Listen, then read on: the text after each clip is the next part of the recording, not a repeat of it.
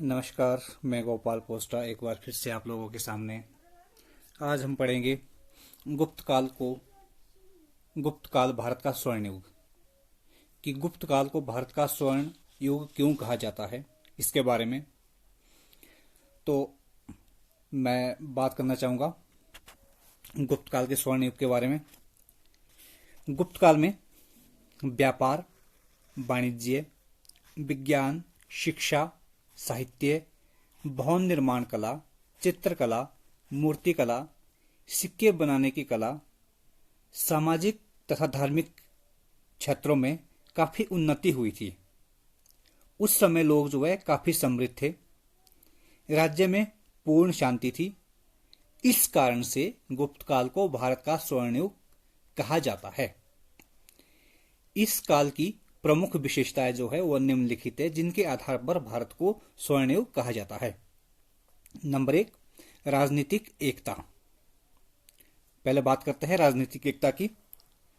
गुप्त साम्राज्य की प्रथम महान सफलता जो है वह उनके शासनकाल को सुनहरा युग कहलाने के योग्य बनाया जाता है, क्योंकि गुप्त शासकों के द्वारा पहली बार राष्ट्रीय साम्राज्य की स्थापना की गई थी। मौर्य साम्राज्य का जब पतन हुआ था 185 ईसा पूर्व में, जब पुष्यमित्र शुंग ने अंतिम मौर्य शासक बृहद्रथ की हत्या की थी, तो उसके पश्चात जो भारत है वह छोटे छोटे राज्यों में बट गया था। इस स्थिति से लाभ उठा करके शक, होण, कुषाण जैसे विदेशी शक्तियों ने भारत के अधिकतर क्षेत्रों पर अधिकार कर लिया था, जिस कारण से भारत में जो राजनीतिक क्षेत्र में जो है अस्थिरता का युग आरंभ हुआ था। फिर भारत को फिर से जिस प्रकार से मौर्य शासकों ने एक किया था वह गुप्त शासकों ने किया था। इसमें प्रमुख रूप से जो योगदान है वह है समुद्रगुप्त को, चंद्रगुप्त द्वितीय को प्राप्त है। उन्होंने न केवल भारत से विदेशी शक्तियों को नष्ट किया, बल्कि भारत को एक विशाल और मजबूत साम्राज्य के रूप में स्थापित किया था, जिस कारण से हम गुप्त काल को भारत का स्वर्ण युग कह सकते हैं। दूसरा पॉइंट है अच्छी शासन व्यवस्था। गुप्त जो राजा थे वह महान शासन प्रबंधक थे। वह अपना शासन धर्मशास्त्रों के अनुसार चलाते थे। प्रजा का कल्याण करना वह अपना परम कर्तव्य समझते थे। इस कारण प्रजा राजा की देवताओं की भांति पूजा करती थी। जो गुप्त राजा होते थे वह बहुत ही न्यायप्रिय शासक थे। शासन प्रबंध सही ढंग से चलाने के लिए उन्होंने राज्य को अनेक इकाइयों में बांट रखा था, जैसे भुक्ति और विषय में बांट रखा था। जब हमने गुप्त काल के प्रशासन के बारे में पढ़ा था उसमें हमने विस्तार से वर्णन किया था। और उन इकाइयों में बहुत ही योग्य कर्मचारी नियुक्त किए थे। लोगों पर बहुत कम कर लगाए जाते थे। अपराधियों को दंड भी बहुत कम दिए जाते थे, जिस कारण से गुप्त काल को भारत का स्वर्ण युग कहा जाता है। तीसरा है विज्ञान में उन्नति। गुप्त काल में विज्ञान के क्षेत्र में काफी उन्नति हुई थी, आश्चर्यजनक उन्नति हुई थी। उस समय के जो प्रमुख विद्वान थे आर्यभट्ट, ब्रह्मगुप्त, सुश्रुत, चरक और धन्वंतरी। आर्यभट्ट के बारे में आपने पहले भी सुना होगा। वह गुप्त काल का महान वैज्ञानिक था। खगोल विज्ञान के क्षेत्र में उसका योगदान जो है महत्वपूर्ण था। उसने आर्यभट्टयम और सूर्य सिद्धांत नामक पुस्तकों की रचना की थी। कौन कौन सी पुस्तक? आर्यभट्टयम और सूर्य सिद्धांत नामक पुस्तकों की रचना की थी। इस काल का दूसरा जो वैज्ञानिक था वो था ब्रह्मगुप्त था। उसने पंच सिद्धांतिका और बृहत संहिता नामक पुस्तकों की रचना की थी। इसमें उसने खगोल विज्ञान और वनस्पति विज्ञान के संबंध में प्रकाश डाला है। ब्रह्मगुप्त ने पहली बार न्यूटन के प्रसिद्ध आकर्षण शक्ति का उल्लेख किया है। इसने ब्रह्मगुप्त ने। और चिकित्सा के क्षेत्र में भी गुप्त काल में काफी उन्नति हुई थी। उस समय के जो प्रसिद्ध चिकित्सक थे वो थे सुश्रुत, चरक और धन्वंतरी। गुप्त काल के प्रसिद्ध चिकित्सक थे। उन्होंने बहुत से रोगों का निदान ढूंढा था, यानी इलाज ढूंढा था। अब है साहित्य के क्षेत्र में उन्नति। गुप्त काल में साहित्य के क्षेत्र में भी काफी उन्नति हुई थी, प्रगति हुई थी। इस काल में संस्कृत भाषा ने अपने उन्नति के शिखर को छुआ। उस समय बहुत से विद्वान, कवि और नाटककार उत्पन्न हुए, जैसे कालिदास। कालिदास इस युग का अमूल्य रत्न था। वह संस्कृत का महान कवि और नाटककार था। उसने अभिज्ञान शाकुंतलम, मेघदूत, रघुवंश, ऋतुसंहार, विक्रमोर्वशी नामक प्रसिद्ध पुस्तकें लिखी थी। विशाख दत्त जो है उसने मुद्रा राक्षस नाटक की रचना की थी, जिसमें मौर्य वंश की स्थापना के बारे में वर्णन किया है। शूद्रक ने मृच्छकटिक नामक नाटक की रचना की थी। और विष्णु शर्मा ने पंचतंत्र की कहानियां लिखी थी। ये जो पंचतंत्र की कहानियां है दुनिया भर में काफी प्रसिद्ध हुई और इसका जो अनुवाद है सर्वाधिक भाषाओं में किया गया है। अब है वाणिज्य के क्षेत्र में उन्नति। गुप्त काल में वाणिज्य और व्यापार जो है अपनी उन्नति के शिखर पर पहुंच गया था। व्यापार को प्रोत्साहन देने के लिए बड़े बड़े नगरों और प्रसिद्ध बंदरगाहों को सड़क मार्गों से जोड़ा गया था। व्यापारियों और यात्रियों की सुरक्षा के लिए विशेष ध्यान दिया गया। गुप्त काल के जो प्रसिद्ध व्यापारी केंद्र थे वो थे पाटलिपुत्र, मथुरा, वैशाली, उज्जैन, ताम्रलिप्त, कौशाम्बी और बनारस। ये प्रसिद्ध व्यापारिक केंद्र थे। और उस समय की जो प्रसिद्ध बंदरगाहें थी वह थी ताम्रलिप्त, चोल, भारुकच्छ, कैम्बे और कल्याण। इन बंदरगाहों से श्रीलंका, चीन, अरब, ईरान, यूनान, मिस्र, रोम, सीरिया आदि देशों को भारी संख्या में सामान भेजा जाता था। अब बात करते हैं कला के विकास के बारे में। गुप्त काल में विभिन्न क्षेत्रों में उन्नति हुई थी। कला के क्षेत्र में भी काफी उन्नति हुई थी। अजंता तथा बाघ की गुफाएं में की गई चित्रकारी ने गुप्त काल को अमर बना दिया है। इसमें मनुष्य के विविध भाव को दर्शाने वाले पशु पक्षियों, बेल बूटों आदि के बड़े ही आकर्षक नमूने यहां मिलते हैं। ये चित्र बिल्कुल सजीव लगते हैं। महात्मा बुद्ध, विष्णु, शिव, सूर्य आदि देवताओं की सुंदर मूर्तियां देखकर इस बात का सहजता से अनुमान लगाया जा सकता है कि मूर्ति कला भी उच्च शिखर तक पहुंच चुकी थी। जो गांधार कला है वो गुप्त काल की जो गांधार कला है वो कुषाण काल की गांधार कला से भी काफी उन्नत थी। इस काल में भवन निर्माण कला भी काफी विकसित थी।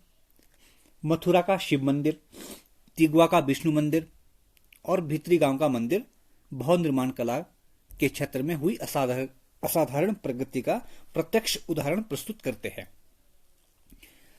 अब एक और कारण है गुप्त काल में हिंदू धर्म की पुनर्जागृति। ये जो गुप्त काल है इस काल में हिंदू धर्म ने अपने खोए हुए गौरव को पुनः प्राप्त कर लिया था। हिंदू धर्म को उन्नति के शिखर तक पहुंचाने के लिए गुप्त शासकों ने हिंदू देवी देवताओं की स्मृति में बहुत से मंदिरों का निर्माण करवाया था और उनमें अत्यंत सुंदर मूर्तियां स्थापित की गई। हिंदू धर्म ग्रंथों में आवश्यक संशोधन किया गया। हिंदू धर्म में प्रचलित जो अंधविश्वास है उनको दूर किया गया। यहां तक कि विदेशियों को भी हिंदू धर्म में सम्मिलित होने की अनुमति दी गई थी। अगला है धार्मिक सहनशीलता, जिस कारण भारत के गुप्त काल को स्वर्ण युग कहा जाता है। गुप्त शासक जो है महान शासक थे। भले ही वह हिंदू धर्म के अनुयायी थे, फिर भी उन्होंने अन्य धर्मों के प्रति सहनशीलता की नीति अपनाई। गुप्त काल में हिंदू धर्म के साथ साथ बौद्ध धर्म और जैन धर्म भी प्रचलित थे। इस्लाम की अभी स्थापना नहीं हुई थी, इसलिए आप इस्लाम मत लिखिए। गुप्त शासकों ने योग्यता के आधार पर नियुक्तियां की।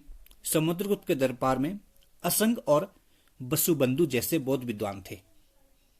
इसके दरबार में, समुद्रगुप्त के दरबार में असंग और वसुबंधु नामक बौद्ध विद्वान थे। चंद्रगुप्त द्वितीय का सेनापति अमरकोंडदेव बौद्ध था, सेनापति। किसका? चंद्रगुप्त द्वितीय यानी विक्रमादित्य का सेनापति अमरकंडदेव बौद्ध था। गुप्त काल में कई बौद्ध विहारों का निर्माण किया गया। इन बातों से गुप्त शासकों की धार्मिक नीति का प्रत्यक्ष प्रमाण मिलता है कि उन्होंने सभी धर्मों के प्रति सहनशीलता की नीति अपनाई थी। अगला है सामाजिक क्षेत्र में उन्नति। गुप्त काल में लोगों का सामाजिक जीवन बहुत उन्नत था। फायन लिखता है, न कोई जीव हत्या करता था, न कोई मद्यपान करता था, न ही कोई मांस खाता था और न ही कोई लहसुन का प्रयोग करता था। केवल चांडाल लोग पशु पक्षियों का मांस खाते थे, वह नगरों से बाहर रहते थे। और वह लिखता है कि जो लोग थे वो ईमानदार थे, दयालु थे, दानी थे। धनवान लोगों ने निर्धनों के लिए अस्पताल और विश्राम घर बना रखे थे। यहां उनकी चिकित्सा तथा भोजन आदि की उचित व्यवस्था की जाती थी। अगला है भारतीय संस्कृति का विदेश में प्रचार। गुप्त काल को स्वर्ण काल इसलिए भी कहा जाता है क्योंकि इस काल में भारतीय प्रचारकों तथा व्यापारियों ने विदेशों में यानी जावा, सुमात्रा, बाली, बोर्नियो आदि एशियाई देशों के लोगों को अपने रंग में रंगा। वहां पर भारतीय संस्कृति का प्रचार किया। आज भी वहां के लोग भारतीय त्योहारों तथा उत्सवों को बड़ी धूमधाम से मनाते हैं। भारतीयों के लिए बड़े गर्व की बात है। ये जो हमने पॉइंट पढ़े हैं, राजनीतिक एकता, अच्छी शासन व्यवस्था, विज्ञान के क्षेत्र में उन्नति, साहित्य के क्षेत्र में उन्नति, इनके आधार पर हम कह सकते हैं कि गुप्त काल जो है भारत का स्वर्ण काल था। तो अब बात करते हैं देहात में परिवर्तन। देहात यानी गांव। सबसे पहले इसमें बात करते हैं जनता में राजा की छवि कैसी होती थी। इस काल में जो है प्रजा अपने शासकों के बारे में क्या सोचती थी, इस संबंध में हमें अनेक अभिलेखों से जानकारी प्राप्त होती है। प्रमुख रूप से जो हमें जानकारी मिलती है वो जातक कथाएं और पंचतंत्र जो विष्णु शर्मा की लिखी गई है उससे हमें जानकारी मिलती है। एक जातक कथा गंध तिंदु एक जातक कहानी है। इसमें दर्शाया गया है कि कैसे एक अत्याचारी शासक के कारण उसकी प्रजा दुखी रहती है। इनमें वृद्ध, स्त्रियां, पुरुष, किसान, पशुपालक, युवक, यहां तक कि पशु भी सम्मिलित थे। कहने का भाव है कि उस समय जो संपूर्ण प्रजा है वो दुखी थी। एक बार एक अत्याचारी शासक भेष बदल करके अपनी प्रजा के मध्य पता लगाने जाता है कि प्रजा उसके बारे में क्या सोचती है। इस उद्देश्य से राजा जिस व्यक्ति के पास गया उसने ही राजा को अपने दुखों के लिए कोसा। उसने बताया कि रात्रि के समय लुटेरे उन पर आक्रमण करते हैं और दिन में कर एकत्र करने वाले अधिकारी उन पर घोर अत्याचार करते हैं। अतः विवश होकर उन्हें अपने गांव छोड़ करके जंगल की ओर भागना पड़ता है। ये जो कथा है और राजा और प्रजा के मध्य संबंध के बारे में प्रकाश डालती है। इससे पता चलता है कि राजा और प्रजा के बीच जो संबंध थे वो बहुत ही तनावपूर्ण थे। प्रजा राजा से दुखी थी। अगला है उपज बढ़ाने के ढंग। उपज यानी खेतों से जो फसल उगाई जाती थी उसकी उपज बढ़ाने के ढंग के लिए क्या किया जाता था। उस समय जो है सर्वाधिक जो खेती है वह गंगा के मैदान में, कावेरी की घाटियों में की जाती थी। ऐसे क्षेत्रों में वहां पर भारी वर्षा होती थी तो वहां पर पहली बार लोहे के फाल वाले हल द्वारा उर्वर खेती की जुताई की जाने लगी। लोहे के फाल वाले हल से खेती की जुताई की जाने लगी। इस कारण गंगा की घाटी में धान की रोपाई के कारण उपज में काफी वृद्धि हुई। और उपज बढ़ाने का एक और तरीका जो अपनाया गया था वो था सिंचाई करने का। सिंचाई के लिए अब कुओं, तालाबों और नहरों के माध्यम से सिंचाई की जाने लगी। इन साधनों के निर्माण एवं विकास में शासकों और प्रभावशाली लोगों ने महत्वपूर्ण योगदान दिया था। इसके बारे में हमें जो जानकारी मिलती है वो अभिलेखों से मिलती है। अगला है भूमिदान।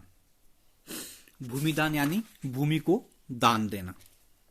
भारत में भूमि दान देने की प्रथा जो है काफी पुरानी थी, प्राचीन काल से ही प्रचलित थी। गुप्त काल में भूमि दान की प्रथा जो है अपने शिखर पर थी। इस काल के भूमि दान से संबंधित हमें विशाल संख्या में प्रमाण मिले हैं। भूमि दान संबंधी अधिकांश अभिलेख ताम्र पत्थरों पर लिखे गए हैं। गुप्त काल के अधिकांश भूमि दान संबंधी जो अभिलेख है वो संस्कृत भाषा में लिखे गए हैं। कुछ तमिल और तेलुगु भाषाओं में भी प्राप्त हुए हैं। जो ये भूमि दान है वह शासकों के द्वारा दिया जाता था। शासकों के द्वारा भूमि दान दिया जाता था। ये भूमि दान जो है राजा के जन्मदिन पर, उसके सिंहासन की वर्षगांठ पर, उसकी विजय प्राप्त करने, किसी नए क्षेत्र पर विजय प्राप्त करने के उपलक्ष्य पर, उसके द्वारा यज्ञ करवाए जाने के अवसर पर ही भूमि दान दिया जाता था। भूमि दान दिया क्यों जाता था, इसके बारे में इतिहासकारों में मतभेद है। कुछ इतिहासकार कहते हैं कि नए क्षेत्रों को कृषि के अधीन लाने के लिए भूमि दान दिया जाता था। कुछ कहते हैं कि शासक अपनी स्थिति को मजबूत करने के उद्देश्य से भूमि दान देते थे। भूमि दान के माध्यम से वह अपने समर्थकों की संख्या में वृद्धि करते थे। साधारणतः जो भूमि दान दिए जाते थे वो ब्राह्मणों को ही दिए जाते थे। ब्राह्मणों को जो भूभाग दान में दिया जाता था उसे अग्रहार कहा जाता था। ब्राह्मणों को जो भूभाग दान में दिया जाता था उसे अग्रहार कहा जाता था। इस दान की गई भूमि से ब्राह्मणों से किसी भी प्रकार का भू राजस्व या अन्य कोई कर वसूल नहीं किया जाता था। ब्राह्मण इस भूमि से जो भी आय प्राप्त करते थे वो ब्राह्मणों को उस आय को धर्म और शिक्षा के प्रसार में खर्च करना पड़ता था। प्रभावती गुप्त भूमिदान से संबंधित है। ऐसे तो जो भूमिदान है वह शासक के द्वारा ही दिए जाते थे। ये एकमात्र उदाहरण है कि अभिलेखों से हमें पता चलता है कि प्रभावती गुप्त भी भूमिदान देती थी। वह जो है प्रभावती गुप्त जो है चंद्रगुप्त द्वितीय की पुत्री थी। उसका विवाह बाकाटक शासक रुद्रसेन द्वितीय से हुआ था। क्योंकि वह रानी थी इसलिए उसने भी भूमिदान दिया था। अगले वीडियो में हम पढ़ेंगे नगरों के उत्थान के कारण और उनके नगरों के पतन के कारणों के बारे में। ये था गुप्त काल को भारत का स्वर्णयुग युग कहा जाता है और देहात में परिवर्तन। अगर आपको मेरी ये वीडियो पसंद आए तो इसे लाइक जरूर करें और मेरे चैनल को सब्सक्राइब जरूर करें। धन्यवाद। जय हिंद, जय हिमाचल।